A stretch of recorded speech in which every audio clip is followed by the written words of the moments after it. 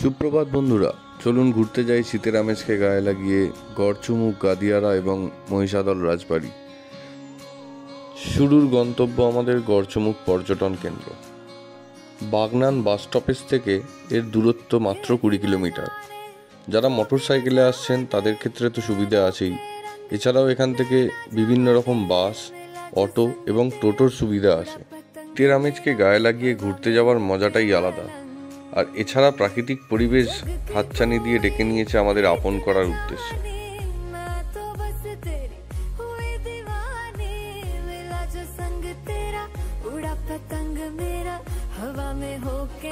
পথ চলতে চলতে পৌঁছে গেলাম গড়চুমুক পর্যটন কেন্দ্র।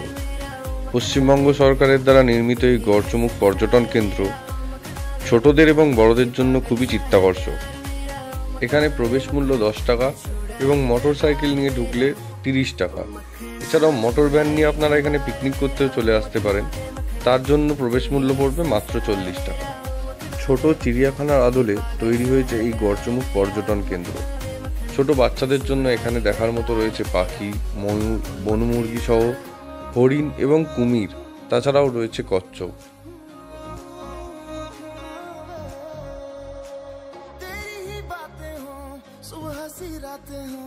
जब से मिला है तू दिल को मिला सुकून, तू ही राह मेरी, तू ही सफर है, तेरी बाहों में अब मेरा घर है। জাতীয় পাখির উন্মুক্ত বিচরণ এছাড়াও অন্যান্য পাখিদের আনাগোনা এবং তাদের ডাক আপনাকে মন্ত্রমুগ্ধ করবে, আপনাকে ভালোবাসতে বাধ্য করবে গড়চুমুক পর্যটন কেন্দ্রকে।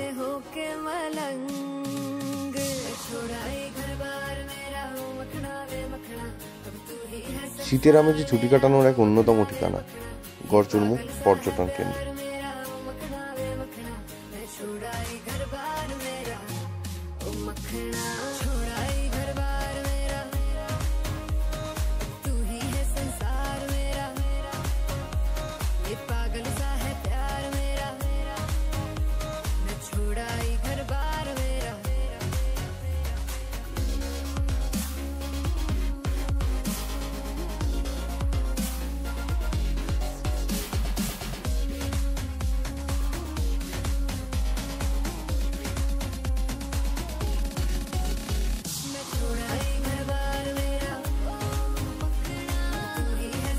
শীতের আমেজে আলস্য দুপুরে দিবানিদ্রায় মগ্ন কুমির মহারাজ, তবে এতটা সামনে থেকে দেখার অনুভূতিটাই আলাদা। আর সেটা দেখতে হলে আপনাকে আসতেই হবে গড়চুমুক পর্যটন কেন্দ্রতে।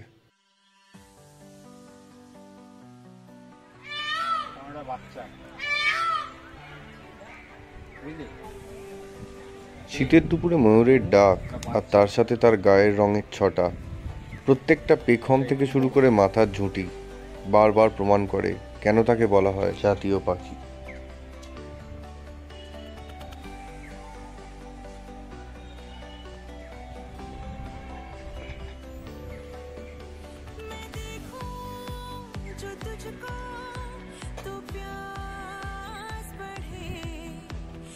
অবিশ্বাস্যভাবে দেখা হয়ে গেল খাঁচায় লুকিয়ে থাকা সজারুটির সাথে।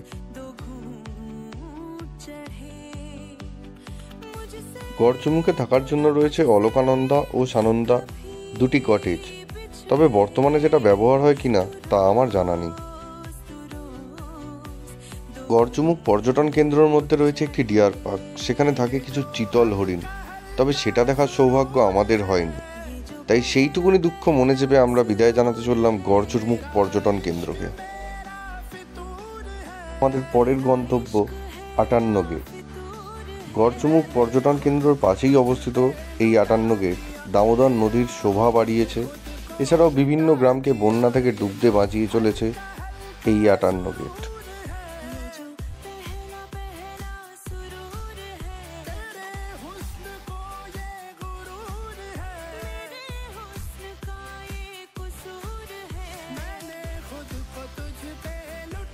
পৌঁছে গেলাম 58 গেট। দামোদর নদীর ওপরে 58টি লক গেট দিয়ে দামোদর নদীর জলকে আটকানো হয়। বর্ষার সময় এই জলটাকে আটকে রাখা হয় যাতে অন্য কোনো গ্রাম বা শহরের মধ্যে জল না ঢুকে যায়। শীতের আমেজে দামোদরের পার এক অন্যরকম চিত্র এঁকে দেবে আপনার মনের মধ্যে। চোখে দেখা এই 58 গেট আপনার মনের মণিকোঠায় জায়গা করে নেবে।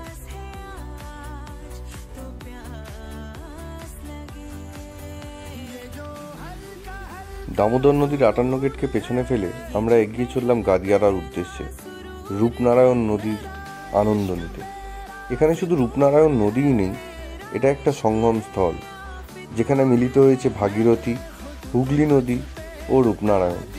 এই 3টি নদীর সঙ্গম স্থল হলো গাদিয়ারা।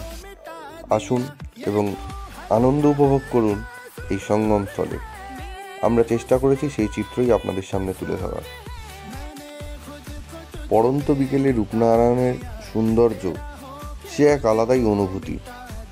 সত্যি না আসলে জানতে পারতাম না যে রূপনারায়ণের এত মাহাত্ম্য।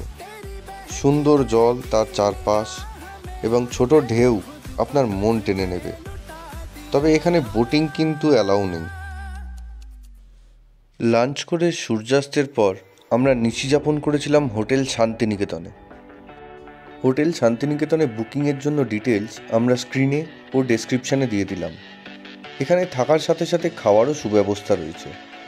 হোটেলের ম্যানেজারের নাম স্বপনদা, খুবই ভদ্র এবং ভালো মানুষ, আপনাদের সহায়তায় সবসময় রয়েছে। তবে মনে রাখবেন, গাদিয়ারা এই হোটেল শান্তিনিকেতন রাত্রি 9:30টার পর কিন্তু গেট বন্ধ হয়ে যায়। বাইরে যাওয়া তখন কিন্তু নিষিদ্ধ।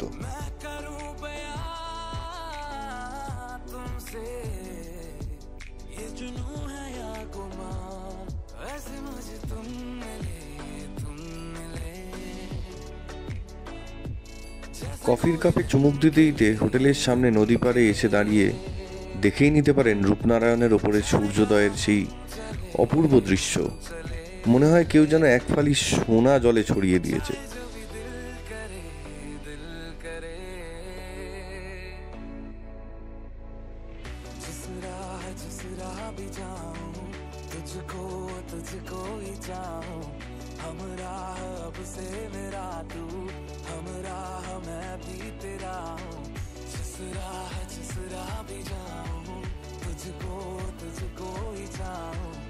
গাদিয়ারা থেকে লঞ্চে করে আমাদের পরের গন্তব্য গেঁওখালি। নদী পার করে গেঁওখালি ক্রস করার পরে আরও 15 কিলোমিটার দূরে অবস্থিত মহিষাদল রাজবাড়ি। আমরা সেই উদ্দেশ্যেই এগিয়ে চললাম। গাদিয়ারা থেকে গেঁওখালি যাওয়ার জন্য আমাদের লঞ্চের টিকিট দুজনের ও বাইকের সর্বমোট পড়ল 96 টাকা। এছাড়া লঞ্চে বাইক তুলে দেওয়া এবং নামিয়ে দেওয়ার জন্য আপনি তাদের দিতে পারেন আরও 60 টাকা। তারা যত্ন সহকারে আপনার বাইক লঞ্চে তুলে দেবে এবং গেঁওখালিতে গিয়ে নামিয়ে দেবে। এই সুব্যবস্থা রয়েছে গাদিয়ারা গেঁওখালি লঞ্চ পরিষেবায়।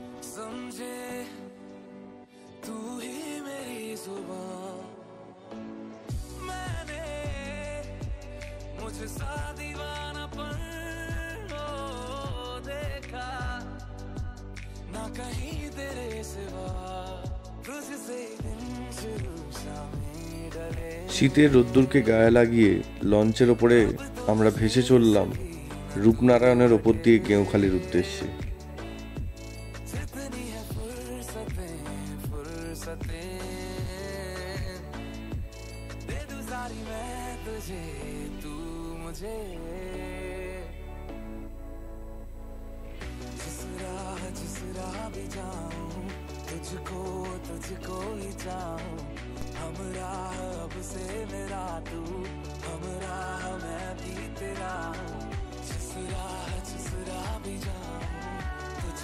আমরা পৌঁছে গেলাম গেঁওখালি ফেরিঘাট। এখানে কিছু ব্রেকফাস্ট করে আমরা এগিয়ে যাব মহিষাদল রাজবাড়ির উদ্দেশ্যে।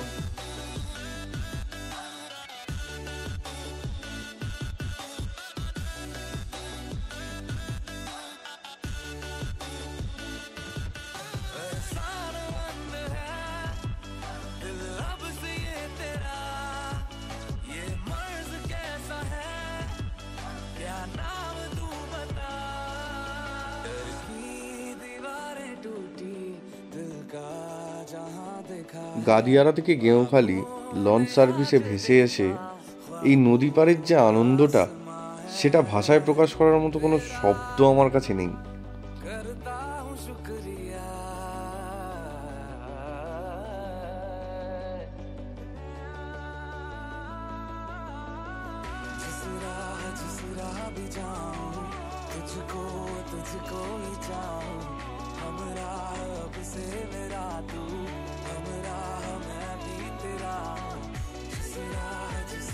আসন্ন গন্তব্য আমাদের মহিষাদল রাজবাড়ি।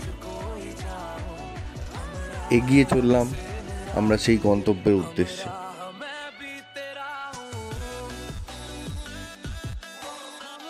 গেঁওখালি ফেরিঘাট থেকে মহিষাদল রাজবাড়ির দূরত্ব মাত্র 8 কিলোমিটার। তবে রাস্তার অবস্থা খুবই শোচনীয়। যদি মোটর সাইকেলে আপনারা এই ঘুরতে বেরোন তাহলে হেলমেট অবশ্যই করবেন।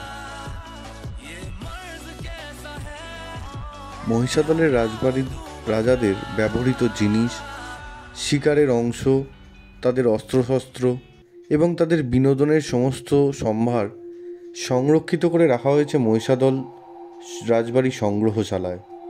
আসুন ঘুরে নিই সেই সংগ্রহশালা, তবে ভেতরে ছবি তোলা মানা।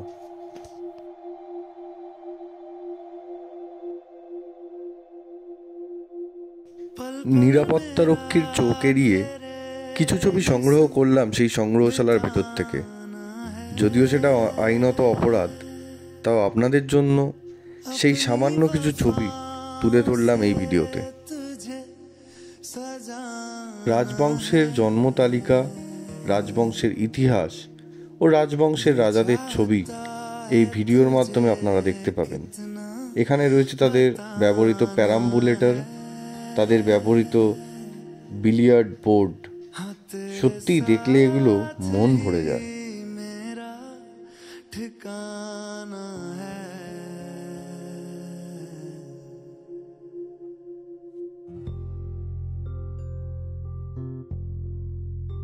अब थक चुके हैं ये कदम, चल घर चले मेरे हमदम। রাজবংশের কিছু শিকারের ছবি এখানে তুলে ধরা হয়েছে। এছাড়াও সেই শিকারের নমুনা আজও সংগ্রহশালায় সুরক্ষিতভাবে রয়েছে। তবে সেই সংগ্রহশালায় ছবি তোলা নিষিদ্ধ বলে তুলতে পারলাম না আপনাদের জন্য কোনো ছবি। সংগ্রহশালায় রয়েছে একটা বিশ্রাম কক্ষ, একটা অস্ত্র কক্ষ, একটা বিনোদন কক্ষ, একটা শিকার কক্ষ। শিকার কক্ষের মধ্যে বাঘ, ভাল্লুক, বাইসন, এছাড়াও হরিণ, কুমির, হায়না এইসব পশুদের চামড়া সুরক্ষিতভাবে রাখা রয়েছে।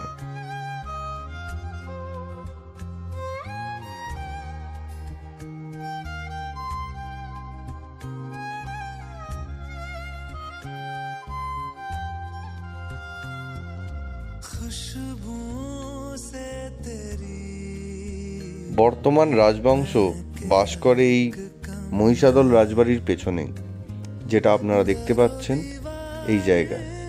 এটা ছিল রাজাদের নাটমঞ্চ, আর এখানেই এখন বাস করে গর্গ রাজবংশ।